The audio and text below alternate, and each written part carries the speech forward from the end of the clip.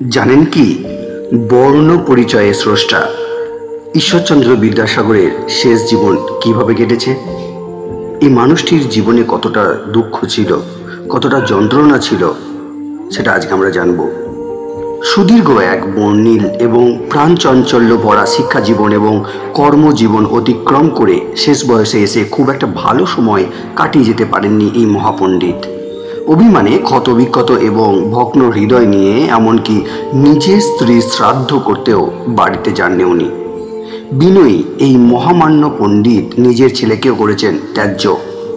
মা বাবাকে টানেননি কাছে। মা বাবা দুজনেই কাশিবাসী ছিলেন এবং সেইখানেই এক এক করে মারা গেছেন। বলা চলে একেবারে একাকী। হৃদয়ে রক্তক্ষরণ নিয়ে উনি ওনার শেষ জীবনটা কাটিয়েছেন। এমন না ওনাকে শুধু স্ত্রী পুত্র বাবা মা অথবা নিজের আপনজনেরাই কষ্ট দিয়েছেন, না, তৎকালীন সুশীল সমাজ, ইংরেজ শাসক গোষ্ঠী, কিছু লোভী স্বার্থান্বেষী জমিদার সবাই মিলে বিষিয়ে দিয়েছিলেন মাত্র 55 বছর বয়সী বিদ্যাসাগরের মানসিক জীবন। অমানসিক অভিমান আর ক্ষোভ থেকে একেবারে নিভৃতে নীরবে নিজের উইল লিখেছিলেন 1875 সালের 31শে মে তার নিজের কেনা আর্মহার্স্ট স্ট্রিটের বাংলোতে বসে। 25টি অনুচ্ছেদে রচিত এই উইলের শেষ অনুচ্ছেদ দেখলেই পাঠকরা বুঝতে পারবে শেষ জীবনে কতটা মানসিক অবসাদে কাটিয়েছেন ঈশ্বরচন্দ্র বিদ্যাসাগর। তিনি লিখেছেন, আমার পুত্র বলিয়া পরিচিত শ্রীযুক্ত নারায়ণ বন্দ্যোপাধ্যায়, যার পরনায় যথেচ্ছাচারী ও কুপদগামী, এজন্য ও অন্য গুরুতর কারণবশত আমি তাহার সংস্রব ও সম্পর্ক পরিত্যাগ করিয়াছি। এই হেতুবশত বৃত্তির নির্বন্ধস্থলে তাহার নাম পরিত্যক্ত হইয়াছে এবং এই হেতুবশত তিনি চতুর্বিংশ ধারা নির্দিষ্ট ঋণ পরিশোধকালে বিদ্যমান থাকিলেও আমার উত্তরাধিকারী বলিয়া পরিগণিত অথবা এই বিনিয়োগ পত্রের কার্যদর্শী নিযুক্ত হইতে পারিবেন না। উইল লেখার পরেও ঈশ্বরচন্দ্র বিদ্যাসাগর জীবিত ছিলেন আরও 16 বছর।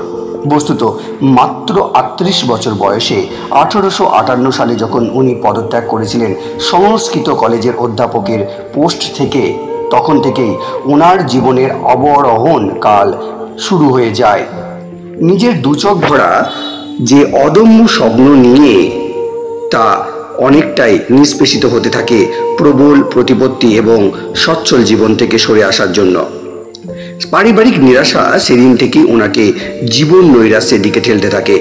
বিদ্যাসাগরের পারিবারিক জীবন বিশ্লেষণ করে দেখা যায় তার জীবন নিরানন্দ হওয়ার পিছনে প্রধান ভূমিকা ছিল তার পুত্র নারায়ণচন্দ্র, মাতা ভগবতী দেবী এবং স্ত্রী দীনময়ী দেবীর। পারিবারিক কোন্দল ঠিক না, তবে নিজের গ্রাম এক বিবাহ ঘটনায় ঈশ্বরচন্দ্র বিদ্যাসাগর খেপেছিলেন নিজের মা, স্ত্রী এবং পুত্র নারায়ণের ওপর। সারা জীবন যে গ্রামের জন্য তিনি লড়ে গেছেন এবং সেই গ্রাম ছেড়েছিলেন তিনি, এমনকি ওনার স্ত্রী মারা যাওয়ার খবরেও আর গ্রাম মুখ হননি। গ্রাম ছাড়ার পরেও 22 বছর বেঁচেছিলেন, কিন্তু একবারের জন্যেও ও গ্রাম দর্শনে যাননি। নিজের বাড়ি ঘর, নিজের হাতে গড়া স্কুল, আত্মীয় স্বজন সব পিছনে ফেলে এক অদ্ভুত অভিমানের জীবন কাটিয়েছেন বিদ্যাসাগর। 60টির উপরে বিধবা বিবাহ নিজ খরচে করাতে গিয়ে 1867 সালে দুর্ভিক্ষে দেনা করে অন্নসত্র খুলতে গিয়ে প্রচুর দেনাতে আক্রান্ত হন বিদ্যাসাগর। দেনা পরিশোধের জন্য নিজের প্রতিষ্ঠা করা বুক ডিপোজিটরি দান করেছিলেন। নিজের করা প্রেস এর কিছু অংশ বিক্রি করে দিয়েছিলেন। প্রেসের কাজে তেমন সময় দিতে পারতেন না। এর সুযোগ নিয়ে কর্মচারীরা করেছিল চরম অনিয়ম আর দুর্নীতি। এছাড়াও নিজের পুত্র নারায়ণকে বের করে আনতে পারেননি নিজের পিতার অতিরিক্ত স্নেহ আদর থেকে। ফলশ্রুতিতে নারায়ণ এর শিক্ষা গ্রহণ কেবল প্রাথমিক লেভেল পর্যন্তই সীমাবদ্ধ ছিল। ভাবতে পারেন, বিদ্যাসাগরের মতো পণ্ডিত ব্যক্তির ছেলে নারায়ণ বন্দ্যোপাধ্যায়, সে কিনা মাত্র প্রাথমিক লেভেলেই পড়াশোনা করেছিলেন। কুপথে গিয়েছিল নারায়ণ, তাই নারায়ণকে তিনি ত্যায্য করেছিলেন। সব মিলিয়ে প্রচন্ড বিক্ষিপ্ত ছিলেন বিদ্যাসাগর। শরীর ও মন দুটি ভেঙে গিয়েছিল। এরপর 1866 সাল মিস মেরি নামক এক ইংরেজি বিদ্যা হৈতেশীর সাথে তার মেয়েদের এক স্কুল পরিদর্শন থেকে ফেরার সময় গাড়ি উল্টে আহত হন ঈশ্বরচন্দ্র বিদ্যাসাগর। চোট পান লিভার এবং অ্যাবসেসে। এই লিভার চোট আর ওনাকে ভালো থাকতে দেয়নি। আমরণের যন্ত্রণার তিনি ভুগে বেরিয়েছিলেন। শেষ বয়সে এসে মানসিক এবং শারীরিক যন্ত্রণায় প্রচণ্ড কষ্ট পেয়েছেন, তবুও ওনার কলম থেমে থাকেনি। সবাই বলে মারা যাওয়ার আগে ওনাকে আনন্দ দিয়েছিল দুটো ঘটনা। এক, ওনার পুত্র নারায়ণের বিয়ে, তাও এক বিধবার সাথে। দুই, ওনার গড়া মেট্রোপলিটন ইনস্টিটিউশন। 1870 সালে পুরো পরিবারের বিরুদ্ধে গিয়ে পুত্রের বিবাহ দেন এক বিধবার সাথে। তার 1 বছর পরে ওনার মাতার অন্তর্ধান ঘটে কলেরা রোগে আক্রান্ত হয়ে। এরপরেই শিশুর মতো আকুল হয়ে পড়েন তিনি। শরীরের ভগ্নদশা নিয়েই চালিয়ে যেতে থাকলেন লেখালেখি কাজ, সমাজসেবার কাজ। 1879 সালে গড়া মেট্রোপলিটন ইনস্টিটিউশন উন্নীত হলো প্রথম শ্রেণীর কলেজে এবং এটি ওনার জীবনের শেষ ঘটনা, যা ওনাকে কিছুটা হলেও আনন্দ দিয়েছিল। 1891 সালে স্থায়ীভাবে চলে আসেন কলকাতার বাদুর বাগানের বাড়িতে।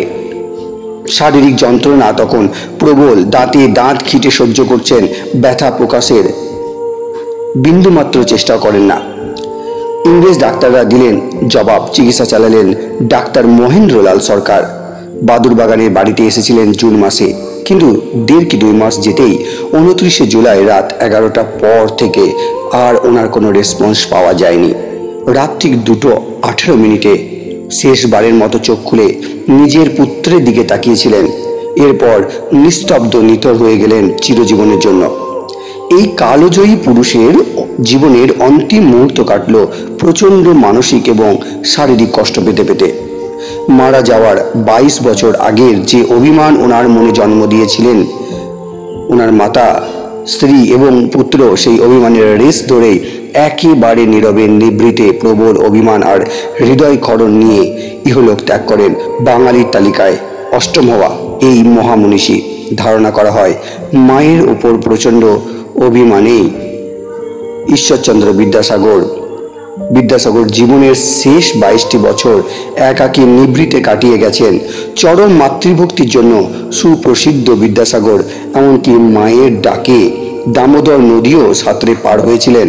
মায়ের নির্দেশেই স্থাপনা করেছিলেন অসংখ্য বিদ্যালয় আর বিনা বেতনে ছাত্রাবাস। কিন্তু সেই মা যখন বিদ্যাসাগরের অমতে মেয়ে রাতে আধারে বিয়ে দেন মুচিরাম এবং মনোমোহিনীকে, বিদ্যাসাগর প্রবল অপমানে, লজ্জা আর অভিমানে ছিন্ন করেছিলেন সব সম্পর্ক। বেঁচে ছিলেন যতদিন দূর থেকেই সব দায়িত্ব পালন করে গেছেন, কিন্তু নিজে থেকে গেছেন সবার অগোচরে, সবার চোখের আড়ালে এবং ধরাছোঁয়ার বাইরে।